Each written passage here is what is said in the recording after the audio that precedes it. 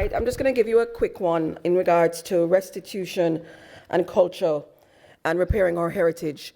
Basically, we were honored enough to have a Rudo Sitkoff, Onekechewambo, Baku Kofi in the room, but a part of what they contributed was that we came to an understanding that restitution, as mentioned earlier, is more than just the returning of artifacts. It's the recovering of a history, of a people, and an understanding of the culture, even more so the culture. And so really what the takeaways are, as us as a community, is how are we going to actually establish what that culture looks like? What that culture looks like and how that culture is going to go forward. Now, in order for us to do that and to understand restitution in its true form, we have to then be renegotiating how we are navigating that experience between the histories of those artifacts that we are asking back to be reunited with the people. But then even more so, what about us as diasporans here, as cultures here? How many people know what this is? And it's a manila. I'll just cut to the chase. It's a manila. And it was used as an exchange in currency for Africans to enter into slavery. So this is what they used to sell us as Africans. There's a whole conversation to be had with this, which we will take online, which will be accompanied by Esther and Decolonizing the Archive at another time. But I guess what I'm saying to you as a community and to all of those who participated in the conversation today is we have to look beyond the idea of what we are being told restitution is. It is a recovery of self, a recovery of our memory, a recovery of our culture. But we need to also identify what that culture is and what it looks like in terms of us embarking into the future together. I was chairing the panel on reparations, international relations and conflict. And we had a very experienced panel highlighting different perspectives from state, non-state, civil society and grassroots perspectives.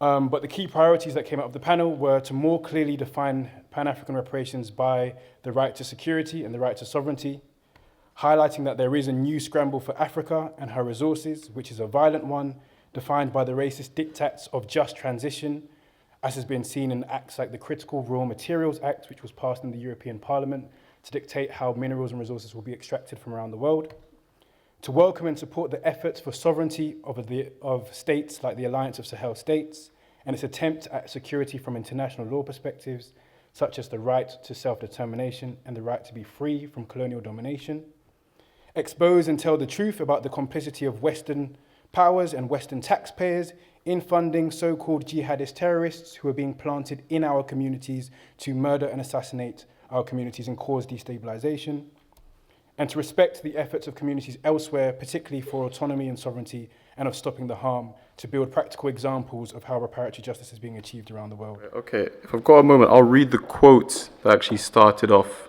our panel discussing this. Quite brief, because that's what we asked our speakers to interact with. It's from a book called Rethinking Reparations, by Femi Taiwo, excellent book.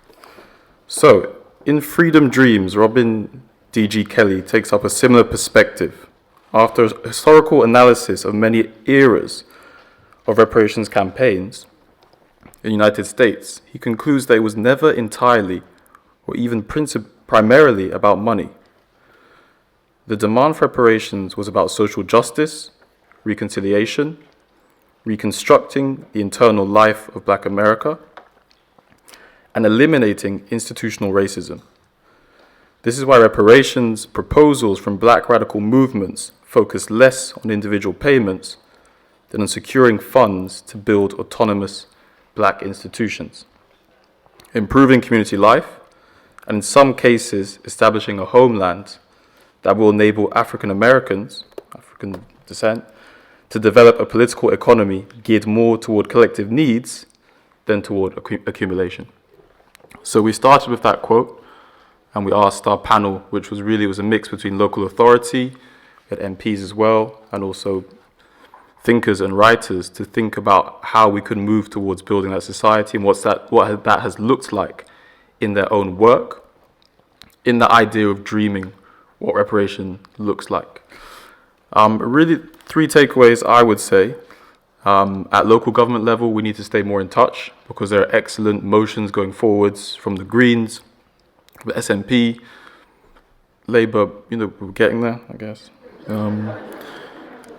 And then also MPs do incredible work. And then internationally, the point I would say as well, we heard from Global African Congress about the work at the UN recently and the Committee for the Elimination of Racial Discrimination, and that incredible work as well. So I think that was the main takeaway, was really to stay more in contact. How can we stay a lot more in contact to bring together that local political work, nationally and internationally? Thank you very much. Good evening. So in our panel of discussion, it was about educating for reparation, addressing historical gaps, and advancing Pan-Afrikan perspective. So the discussion aimed to address the lack of information about enslavement and colonialism in the national curriculum.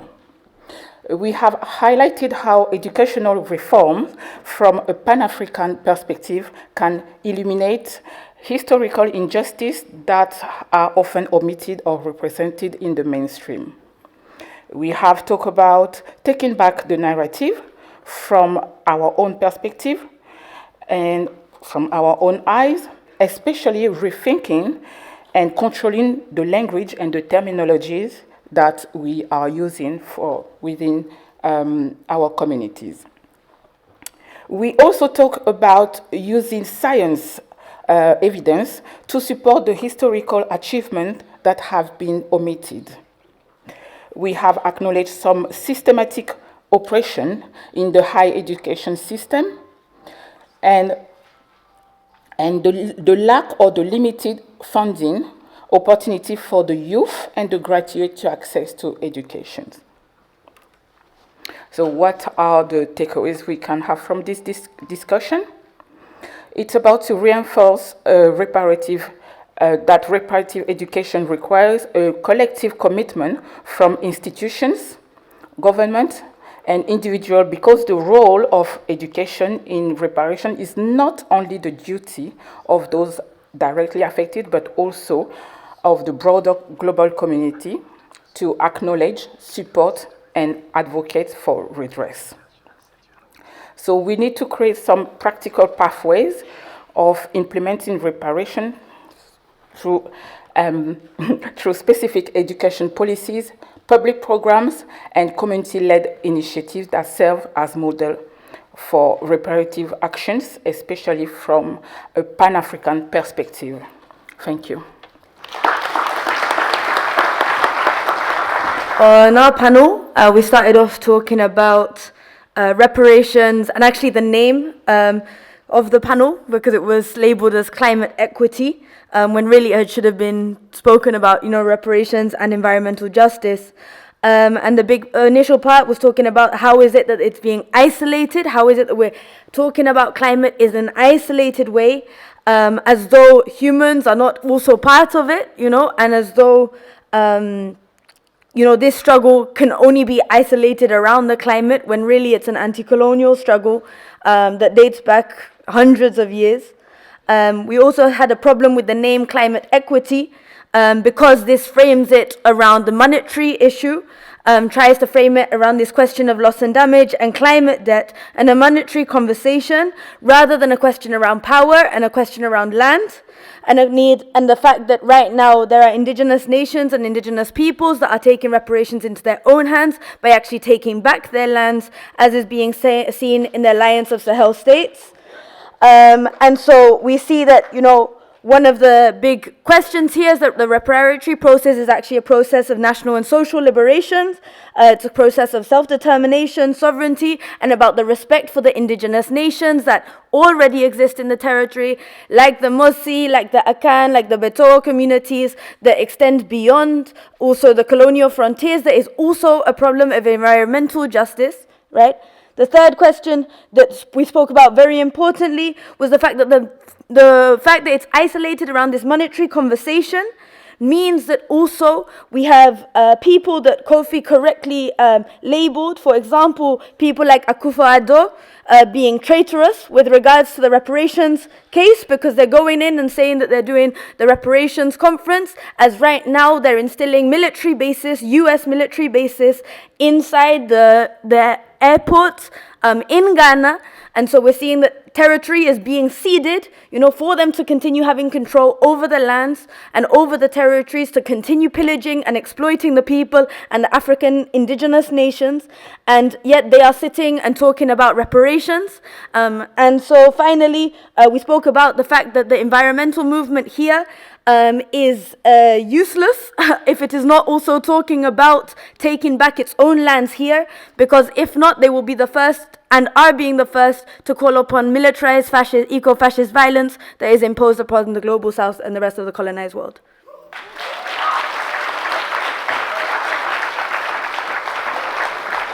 So our panel talked about decolonising faith institutions and NGOs, and Bill is telling me we're very tight for time, and I always do what Bill tells me, so I'm just going to tell you one thing that came of it. It was an incredible discussion, really wide-ranging. The audience really got involved in the discussion, and we realised that there's an awful lot happening. Not as much as we need to be happening, but there's an awful lot happening across all parts of the UK.